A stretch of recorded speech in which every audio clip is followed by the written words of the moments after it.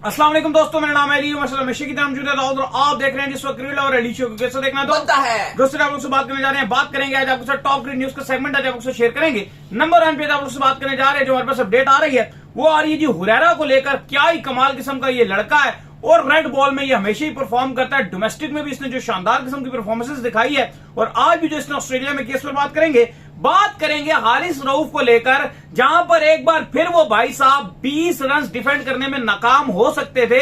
20 run चाहिए था 6 बॉलों पे, कितने रन उन्होंने खाए और मैच का क्या बना वो आपको बताएंगे। बात करेंगे जिसके बाद के पीसीबी का कुछ न्यू प्लान आ रहा है जिसमें कुछ न्यू प्लेयर्स ऐड करें, यानी पुराने ही हैं लेकिन उनको रिप्लेस कर रहे हैं, इस पर बात करेंगे। बात करेंगे चैंपियन ट्रॉफी को लेकर पीसीबी का एक और स्टैंड सामने आया, पीसीबी ने क्या कहा है वो आपको बताएंगे और भी कुछ खबरें वो भी आप लोग से शेयर करेंगे। पाकिस्तान की वुमेन्स हार गई है आज इंडिया से, ये मौजूद है यहाँ पे। पूरा प्लान था इनका श्रीलंका जाने का, लेकिन कुछ ऐसी इमरजेंसी वजूहत आई जिनकी बिना पर ये श्रीलंका मूव नहीं कर सके उस एशिया को कवर करने के लिए। वो भी क्या वजूहत थी? ऑफर कराई थी कि आप चले जाएं। हाँ, यूएसए आप जाएं, श्रीलंका मैं जाऊं, इस पर ही बात करें। तो अगर आप हमारे चैनल पर पहली बार आए, चैनल को अभी सब्सक्राइब करें और साथ ही तो बात का आगाज करते हैं नंबर 1 खबर के साथ जो हमारे पास आ रही है। तो इस जो नंबर 1 खबर आ रही है वो हमारे पास ये आ रही है, हुरैरा को लेकर आ रही है कि हुरैरा की अगर आप बात कर लें तो आज उसने 160 रन जो है बोर्ड के ऊपर लगा दिया। पाकिस्तान ए की तरफ से खेलते हुए डार्विन में ये मैचेस हो रहे हैं। बांग्लादेश की जो ए टीम है उनके साथ ये मैचेस का सिलसिला जारी है। आज फर्स्ट डे का जो है इख्तिताम हुआ, तो आप देख लें कि कितना शानदार प्लेयर है ये हुरैरा भाई। नहीं भाई, हुरैरा कमाल खेले हैं। जो डार्विन में मैच खेला जा रहा था पाकिस्तान शाहीन का और बांग्लादेश की जो ए टीम है, कमाल खेला। पाकिस्तान ने 375 रन बोर्ड पे लगाए, सिर्फ 2 विकेट पाकिस्तान की गिरी थी। हुरैरा ने कमाल 161 रन की पारी खेली, नॉट आउट है। 7 उनके कामरान गुलाम 74 रन बना के नॉट आउट है। साहिबजादा फरहान ने 66 बनाए, वो आउट हो गए। उमन आमीन ने भी 54 रन की इनिंग खेली। अलबत्ता पाकिस्तान की बड़ी स्ट्रॉन्ग पोजीशन नजर आ रही है और पहले दिन में पाकिस्तान ने 375 बनाया। कुछ सोर्स ये भी कोट कर रहे हैं कि जो पाकिस्तान और जो बांग्लादेश की जो टेस्ट सीरीज है उसमें हुरैरा को भी स्क्वाड में शामिल किया जा सकता है। और कुछ खबरें ये भी आ रही है कि जेसन गिलेस्पी भी उनका नाम आगे रिकमेंड कर रहे थे और जब आपका ये कैंप लगा हुआ था तब भी वो बड़े इंप्रेस थे हुरैरा से। और पॉसिबल यही है कि ना सिर्फ हुरैरा आपके स्क्वाड में होंगे बल्कि बांग्लादेश के अगेंस्ट हुरैरा को डेब्यू भी करवाया जा सकता है और वो टेस्ट मैच भी खेल सकते हैं पाकिस्तान बांग्लादेश का एज एन ओपनर। तो ये अच्छी बात होगी। इमामुल हक की जगह पॉसिबल है कि उनको मौका मिलेगा, चांस मिलेगा। तो ये अच्छी बात है अली साहब कि एक हुरैरा यंगस्टर है जिसने रन भी बनाए हैं, फॉर्म भी उसकी अच्छी चल रही है। 161 रन की पारी खेली है। कल उम्मीद है कि 200 रन भी अपने कंप्लीट कर लेंगे। और अगर उनको ये सिलेक्शन कमेटी और आपकी जो टीम मैनेजमेंट है, बिलखसूस हेड कोच जेसन गिलेस्पी, अगर वो ये सोचते हैं कि उसको टेस्ट मैच जो बांग्लादेश के अगेंस्ट है, घर पर है, पाकिस्तान में एक पिंडी में है, दूसरा भी यहीं पर ही है, तो अगर चांस मिलता है तो बड़ी अच्छी बात है ये। बिल्कुल। खैर, इसके बाद जो अपडेट आ रही है हमारे पास वो आ रही है जी हारिस रऊफ को लेकर। तो अपडेट ये आ रही है कि हारिस रऊफ आपको पता है कि इस वक्त जो है मेजर लीग खेल रहे हैं, जो यूएसए में शेड्यूल है। आखिरी ओवर में 20 रन चाहिए था मुखालिफ टीम को, ओवर थमाया गया हारिस रऊफ को। पहली बॉल आप कह लें छक्का, दाऊद साहब सिंगल फिर छक्का, कुल मिला के 5 बॉलों के ऊपर हारिस रऊफ ने रन खाए 16 रन खाए और आखिर में 4 रन बचे। वो भी किस वजह से बचे कि बैट्समैन जो है आप कह लें कि रिवर्स शॉट खेलने पर आ गया तेज बॉल को, तो उससे चौका नहीं लग सका। वो स्ट्रेट ले जाता, स्ट्रेट रिचर्ड जो है उसको मार देता तो वो भी छक्का हो जाता। मतलब कहने का मकसद ये है कि शर्म का मुकाम हारिस रऊफ के लिए कि वो भी उसी कैलिपर के ऊपर आ चुका है कि जब वो आखिर में आता है उससे डिफेंड नहीं हो पाता। 16 रन खाए उसने, देखो 14 तो खाए थे उसने यूएसए में। फिर आपको पता है कि वो जो मेलबर्न में जो मैचेस हो रहे थे वहां पे जो पाकिस्तान और इंडिया का जो मैच था, विराट कोहली से उसने जो छक्के खाए थे वो अलग। मतलब हमारे बॉलर्स डिफेंड ही नहीं कर पाते हैं भाई। नहीं देखो, जिस सैन फ्रांसिस्को की तरफ से खेल रहे थे, बिलाखिर उन्होंने मैच को बचा के अपनी टीम को आगे भी पहुंचा, अगले राउंड में भी ले गए हैं। 16 रन नहीं, मैं आ रहा हूं उस पे। मैच था आईपीएल की जो फ्रेंचाइज है मुंबई इंडियंस न्यूयॉर्क। लेकिन आप भी देखो कि वो जो रिचर्ड, वो कौन सा कोई बड़ा नाम था, कोई बहुत बड़ा प्लेयर है, राशिद खान खेल रहे थे। और बिल्कुल हारिस रऊफ इससे पहले भी छक्के छुक्के खाते रहे हैं, वहां पे बड़ी बुरी तरीके से मार खा रहे हैं। और अगर एंड के ओवर्स में भी जिस तरह से वो मार खा रहे थे, बिल्कुल सेम याद आ गया, सेम लाइक जैसे वो आपका हमारा वो पाकिस्तान यूएसए का मैच था कि वहां पे हारिस रऊफ से 16 रन नहीं बच पाए थे। बिल्कुल वैसी सिचुएशन होगी कि हारिस रऊफ टेल भी खड़ी भी हो, बिल्कुल अगर बॉलर्स भी खड़े हुए तो हारिस रऊफ बिल्कुल वो अच्छी बॉलिंग नहीं कर पा रहे और ऐसा लग रहा है कि हारिस रऊफ बिल्कुल अब मैच विनर बॉलर नजर नहीं आ रहे। इवन T20 में भी नहीं, ओडीआई में हम उनको लगातार चांस देते हैं। ये बात तो मान लो पहले कि अब मैं हैरान हूं कि आप मिन्नते कर रहे थे यहां पे आपकी सिलेक्शन कमेटी वहाब रियाज मिन्नते कर रहे थे कि भाई तू हमारा टेस्ट खेल। और भाई टेस्ट तो आप छोड़ो, हारिस रऊफ की ओडीआई में भी जगह नहीं बनती, बिल्कुल नहीं बनती। और T20 में भी आप जिस तरह की उनकी परफॉर्मेंसेज है उनको आप बहुत ही अब आपकी फोर्थ चॉइस अगर हो तो हो, लेकिन जिस तरह से वो मेजर लीग में रेलू कट्टे बैटर्स हैं उनसे मार खा रहे हैं। और एटीट्यूड लेवल आप देखो हारिस रऊफ का, अगर कोई आप उनसे मिलो या अगर आप उनका एटीट्यूड देखो तो ऐसा लगता है कि उनसे बड़ा दुनिया क्रिकेट में कभी कोई बॉलर ही नहीं आया। वो दुनिया के नंबर 1 बॉलर है जैसे उनका एटीट्यूड होता है। और जो दुनिया के नंबर 1 बॉलर हैं आजकल करंटली बेस्ट है, उनके आप एटीट्यूड देखो, वो डाउन है, डाउन टू अर्थ है, हुम्बल है इतने, लेकिन इनके अंदर ऑफ द फील्ड भी इतना एग्रेशन पाया जाता है, इतना हर टाइम अगर आप देखो तो बड़ा जैसे एटीट्यूड, ऐसी ईगोस्टिक, जैसे पता नहीं बहुत ही ज्यादा शानदार बॉलर है। और अगर आप ग्राउंड में परफॉर्मेंसेस देखो तो बिल्कुल जीरो, बिल्कुल कोई परफॉर्मेंसेस नहीं। और हैरानी इस बात पे हो रही है कि सोशल मीडिया में इनके हिसाब से भी आपको पता है बड़ा ट्रेंड है यहाँ पे कि अपनी अपनी पीआर रखी हुई है सोशल मीडिया में, ऐसे वो गाने लगाए हुए हैं, म्यूजिक लगे हुए हैं, पीछे गाने लगे हुए हैं और वो वीडियोस चलाई जा रही हैं, वायरल की जा रही हैं कि जी हारिस रऊफ ने क्या बॉलिंग किया, आखिरी ओवर में 20 रन बचा लिया। कैसे बचाया? वो भी रिचर्ड की अपनी गलती थी कि वो अगर रिवर्स स्वीप वाला शॉट ना खेलता तो और एलबीडब्ल्यू हो गया, वरना उसने भी अगर सामने ही कहीं मारने की कोशिश करता तो वो भी चौका हो जाता। यहां पे आप देखो कि किस तरह से इस टाइम हमारी बॉलिंग का स्टैंडर्ड डाउन जा रहा है। और ऐसा नहीं है कि हमारे पास बॉलर्स की कमी है, अभी भी अगर आप देख लो यंगस्टर उबैद शाह कैसे बॉलिंग कर रहा था, बाबर आजम को उसने परेशान करके रखा हुआ था, फखर जमान को परेशान करके रखा था। आपके लोकल क्लब के बॉलर इतनी शानदार बॉलिंग करते हैं, रिजवान को किसी ने बॉल टच नहीं करने दी। रिजवान ने 6 में से 3 बॉलर रिजवान के एज हो रहे हैं, निक हो रहे हैं, पीछे जा रही है निक होके। वही इफ्तिखार की बात करो तो 2 बॉल वो पेट पे खा रहे हैं, कोई टांग पे खा रहे हैं, कोई गोडे पे खा रहे हैं, उनको समझ नहीं आ रही बॉल के कहां जा रही है, कहां से आ रही है। तो हमारे अभी टैलेंट है, ये नहीं है, लेकिन हमने एक ऐसी हाइप बनाई हुई है सोशल मीडिया में, एक चलाया हुआ है कि भाई, और इवन आपकी सिलेक्शन कमेटी को भी ऐसी लगता है और आपकी टीम मैनेजमेंट ने भी हाइप बनाई हुई है कि भाई ये ही है, इनके अलावा कोई है ही नहीं, दूसरा कोई नहीं। स्पिनर दुनिया में एक शादाब ही, अगर शादाब से अच्छी बॉलिंग हुई तो खत्म, स्पिन डिपार्टमेंट पाकिस्तान का खत्म। पाकिस्तान ने इतने बड़े बड़े लेजेंडरी बॉलर प्रोड्यूस किए हैं। इवन अभी जो लेजेंड्स लीग हो रही थी, सईद अजमल अपना एक्शन खराब करके, ठीक करके, पता नहीं क्या करके आ चुके हैं, बुढ़े हो गए, अभी भी वो शादाब से अच्छी बॉलिंग कर रहे हैं। ऐसा ही है। वही अगर आप पास देखो पाकिस्तान का सकलैन मुश्ताक अहमद, अब्दुल कादिर, कौन कौन से पाकिस्तान ने बॉलर प्रोड्यूस किया। पाकिस्तान करंटली स्टक हो चुका है, पाकिस्तान के पास क्योंकि आप नए को चांस नहीं देते। कौन सा वर्ल्ड क्लास स्पिनर है पाकिस्तान के पास, और ये कब से हुआ है आपको पता है? ये आपके 2017 के बाद से ये स्टोरी चली है। उन्होंने जरूर चलो शादाब ने बेहतर बॉलिंग की, 1-2 साल शादाब ने बेहतर सर्व भी किया, लेकिन उसके बाद शादाब से हटके हमने ट्राई ही नहीं किया। अभी हमें क्या चाहिए था, जो करंटली हमें ट्राई करना चाहिए था, जब हमने देख लिया कि शादाब की परफॉर्मेंस बुरी है और जो पीएसएल गुजरे इसमें मेहरान मुमताज ने बाबर आजम जैसे बैट्समैन को आउट किया, कमाल किस्म की उसने पावर प्ले में आकर बॉलिंग की, लेकिन जो आपका कैप्टन है बाबर आजम, उसका ये कैलिबर ही नहीं है कि वो पिक कर ले मेहरान मुमताज को यार। अब इसमें एक और आपको चीज ऐड करता हूं, आज इंडिया में जो खबर आई है वो ये है कि वो रविंद्र जडेजा को अपने ओडीआई प्लान में नहीं देख रहे और उनका मानना यह T20 से उन्होंने रिटायरमेंट का ऐलान कर दिया रविंद्र जडेजा ने। उनका मानना यह है कि अब उनकी उतनी परफॉर्मेंसेस नजर नहीं आ रही हैं। आप ये देखो कि वो उस वर्ल्ड कप की टीम का पार्ट थे, वो वर्ल्ड कप की टीम का पार्ट थे, लेकिन उसके बावजूद वो ये कह रहे हैं कि रविंद्र जडेजा हमारी टीम में अब आगे फ्यूचर प्लान में ओडीआई में शिफ्ट नहीं हो रहा, वाइड बॉल में नहीं हो रहा। इवन अगर आप देखो, अगर हमारी टीम में कोई ऐसी, अगर हम वर्ल्ड कप जीतने के बाद आ रहे होते, तो अगर पाकिस्तान की तरफ से अगर हमने वर्ल्ड कप जीता होता और शादाब उस टीम का पार्ट होते, क्या हम उनको बाहर करते? कभी भी नहीं करते। लेकिन आप देखो कि उन्होंने फैसला कर लिया कि हमें अब आगे जाना है, उनकी परफॉर्मेंस इतनी अच्छी नहीं है, तो हमें भी देखना पड़ेगा कि अगर शादाब लगातार 2023 के वर्ल्ड कप में कुछ नहीं किया, 2023 के एशिया कप में कुछ नहीं किया, 24 के T20 वर्ल्ड कप में कुछ नहीं किया, लेकिन अगर आप फिर भी चिमटे हुए हो, बात यह भी नहीं है, आप कम से कम यंगस्टर्स को तो चांस दो, बेशक फिर आप शादाब को ले आना, लेकिन पहले आप यंगस्टर्स को भी तो चांस दो ना, आप उनको भी तो दो।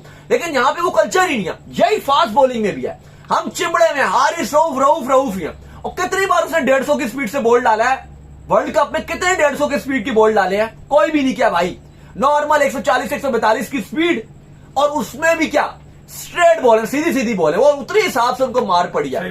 तो बात इतनी सी है कि हारिस रऊफ भी जिस तरह से मेजर लीग में मार खा रहे हैं, ओडीआई में कुछ करते कराते नहीं है, और अब यहां पे चूरन ये बेचा जा रहा है, उसने 20 रन डिफेंड कर लिए। सॉरी टू से, फिर बात हुई है कि अगर 16 रन होते तो जिस तरह यूएसए के साथ हाल हुआ था, एक तरफ इंडिया का वर्ल्ड क्लास बॉलर है जसप्रीत बुमराह, 10 रन, फिर देखो कौन उसके खिलाफ 10 रन बनाता, हमसे 2-2 नहीं बने थे यार, छोड़ो। खैर इसके बाद जो अपडेट आ रही है वो आ रही है जी कि पीसीबी जो है वो आप कह लें कि जो नए प्लान के मुताबिक कुछ अपडेट्स आ रही हैं वो ये आ रही हैं कि मोहम्मद हारिस जो है उनको लॉन्ग टर्म चांस देने का प्लान बनाया जा रहा है। आसिफ अली की जो है वो वापसी हो रही है, इफ्तिखार अहमद को जो है ड्रॉप किया जा रहा है। लेकिन दाऊद अगर आप मुझसे पर्सनल पूछे ना, मैं इस हक में नहीं हूं। जो सीधी सी बात है कि पहले आसिफ अली फेल हो तो इफ्तिखार को ले और इफ्तिखार को मुकम्मल इग्नोर कर दो, इफ्तिखार फेल हो आसिफ अली को ले उसको मुकम्मल इग्नोर कर दो।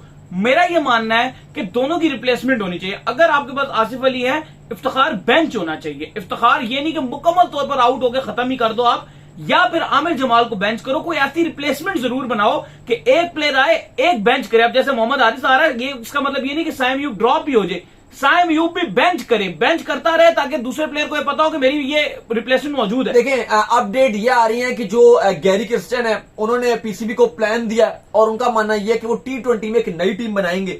और अभी जब सिलेक्शन कमेटी से भी बात हुई थी कुछ बंदों से, जब मैं वहां पे था तो वहां पे जो बात हुई थी वो यही उससे पूछा था कि अब आप किस प्लान पे जाएंगे, तो यही बात कर रहे हैं कि T20 में हम एटलीस्ट 5 से 6 नए प्लेयर टीम में लेकर आएंगे।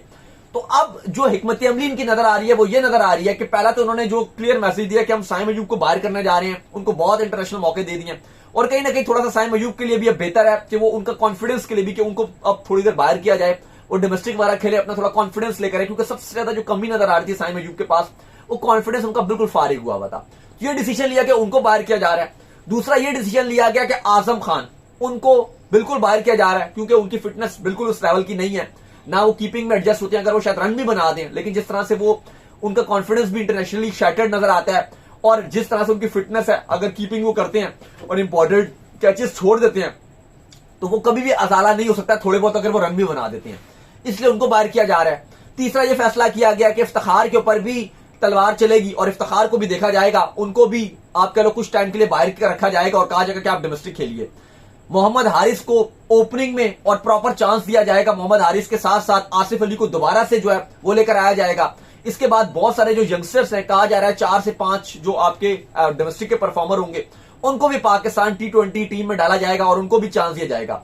तो ये अच्छी बात है। गैरी क्रिस्टियन ये जो प्लान लेकर आ रहे हैं, बिलखसूस के जो आपके यंगस्टर्स हैं उनको आपको T20 में इंट्रोड्यूस करवाना पड़ेगा। अगर आपने पहले भी इंडिया की बात की, जो एक अच्छी बात है, इवन इंडिया के अलावा ऑस्ट्रेलिया की बात कर लो आप, इंग्लैंड की बात कर लो आप, इवन न्यूजीलैंड की बात कर लो आप, ये सारी वो टीमें हैं कि अपनी जब इनकी हल्की सीरीज होती है या अपनी फुल बेंच स्ट्रेंथ, अपने फुल नए लड़कों को चांस देते हैं और वही फिर आगे जाके फ्यूचर स्टार बनते हैं। तैयब ताहिर ने इतनी अच्छा परफॉर्मेंस दिखाई थी, आपकी जो इमर्जिंग एशिया कप था, कहां है तैयब ताहिर? आप एकदम सर्किट से उसको गायब कर देते, तो किधर है तैयब ताहिर? पता ही नहीं है कहां पर है। इसी तरह आपके पास बहुत सारे ऐसे स्पिन ऑप्शंस थे, आपके पास इब्रार बैठा रहा, आपने वाइड बॉल में उसको चांस ही प्रॉपर नहीं दिया। तो होना ये चाहिए कि आप चांस दो। बाकी जो आपने होनी चाहिए, बाकी जो देखो ये स्लॉट है ना 4 के बाद जो 5, 6, 7वां स्लॉट है, स्पेशली 6 हो गया स्लॉट बिलखसूस क्योंकि यहाँ पे हार्ड हिटर होता है, ये तो हर मैच में करके नहीं देंगे। लेकिन अच्छी बात यह है कभी भी पाकिस्तान में पक्का नहीं रहता ये स्लॉट, क्योंकि ये बहुत टफ जॉब है। या तो ऐसा होना चाहिए जो ऑलराउंडर्स हो, कि ऑलराउंडर का जैसे आपको पता है रजाक है, शाहिद आफरीदी है, या इंडिया में आमिर जमाल है, इंडिया में बिल्कुल आमिर जमाल है, इंडिया में हार्दिक पांड्या है, या बाकी टीमों में अगर आप कभी देख लो स्टॉइनिस आ जाते हैं ऑस्ट्रेलिया में। ऐसे स्लॉट्स है कि यानी कि आपको लगेगा कि ठीक है जी अगर बैटिंग में 0 पे भी आउट हो रहा है कर देगा तो ये बॉलिंग में अपना कॉन्फिडेंस बहाल कर लेगा। और आपको पता है कि कम से कम 3 से 4 ओवर तो इसने करने ही करने हैं ना, एटलीस्ट 3 ओवर तो करेगा ही करेगा, तो वो टेंशन नहीं रहती। इंडिया में अगर आप देख लो अक्षर पटेल भी है उनके पास, पहले रविंद्र जडेजा भी थे, इस तरह के ऑप्शन आपको ज्यादा अच्छे लगते हैं। जैसे इमाद वसीम है, या अब शदाब को ही चलाते रहे, लेकिन शदाब को उन्होंने बिल्कुल ही बॉलिंग से फारिग कर दिया। लेकिन ऐसे होते हैं ऑलराउंडर के लिए बड़ी फैसिलिटी होती है कि अगर वो एक शोबे में नहीं भी करा दूसरे में वो कर देता है। अब आसिफ अली हो गए, इफ्तिखार हो गए, इवन इफ्तिखार बॉल डालते हैं लेकिन हम उनसे बॉल नहीं डलवाते। अगर आप देख लो कहां डलवाई, कभी कभी एक आध कोई, कभी की 6 मैच के बाद एक मैच में 1 ओवर डलवा दे तो डलवा दे, अदरवाइज नहीं डलवाते, वो फिर बहुत प्रेशर बन जाता है। तो ये स्लॉट ऐसे ही है, लेकिन मैं भी इस बात में अली से एग्री करूंगा कि आपको इफ्तिखार को आप बिल्कुल बाहर नहीं कर सकते, बल्कि आपको इफ्तिखार को कॉन्फिडेंस देके आपको और उसको चांस देना पड़ेगा। हाँ आप उसको बाहर जरूर करो, मेरा ये लेकिन मानना है आसिफ अली रिप्लेस कर रहे हैं उसको। मेरा ये मानना है कि रेड बॉल में खिलाओ, मुझे लगता है कि वो रेड बॉल का अच्छा प्लेयर है। आप बताएं। नहीं रेड बॉल, अब मैं आपको बताऊं, अब मेरी अगर आप उससे मेरी परसेप्शन पूछे तो पाकिस्तान साउथ अफ्रीका की सीरीज आ रही है स्पेशली, मैं घर पे शायद उसके हक में ना भी हूं, वो आप किसी को भी खिला लो अपने घर पे, पाकिस्तान में स्लो विकेट्स हैं, आप साउथ अफ्रीका में जा रहे हो, अगर आपको सीरीज जीतनी है ना तो मैं तो फखर जमान के हक में भी हूं। बिल्कुल साउथ अफ्रीका में जो टेस्ट की कंडीशन है ना, आप क्यों सीना में आगे जीत नहीं पाते? अब इंडिया की आप बात कर रहे थे, ऋषभ पंत, इंडिया भी कोई जीता नहीं है मैच, कौन सा इंडिया जीता है? ठुल्लू जीता है कि कितने राहुल द्रविड़, सौरव गांगुली या महेंद्र सिंह धोनी या और किसी कप्तानी में आप जीत गए, कुछ भी नहीं बाहर जाके इंडिया ने जीता। लेकिन जो पंत ने किया ना, इंडिया क्यों जीतना शुरू हुआ? क्योंकि वो पंत की वजह से। इंडिया ऑस्ट्रेलिया में जो सीरीज जीत रहा पंत की वजह से। उसकी वजह क्या? वो नीचे से आकर तेज खेलना शुरू हो गया, एग्रेसिव क्रिकेट टोटल। इसके अलावा और कोई इंडिया के पास हुक्म का इक्का नहीं था। इंडिया सिर्फ एग्रेसिव क्रिकेट। यूएसए में जब पाकिस्तान से जीता है, वजह पंत था। उस दिन डिफरेंस क्रिएट किया, मुश्किल था, लेकिन 40 से 50 रन तो लेकिन पंत का सिर्फ। लेकिन वो रुका ही नहीं। वो तेज खेल गया था। पंत भी नहीं, पंत मतलब बात नहीं, बात सोच किया।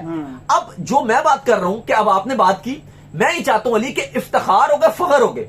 साउथ अफ्रीका में 200 रन एक बहुत रन होता है, और टेस्ट में अगर आप फखर जमान को स्टार्ट दिलाते हैं और वो तेज अटैक करके देती हैं, बेशक 30-35 रन भी करके देती हैं, लेकिन वो तेज करके देंगे। फखर हो गए, ये इफ्तिखार हो गए। ये आप टेस्ट में जो सीना कंट्रीज में जाते हो, आप इनको मौका दो।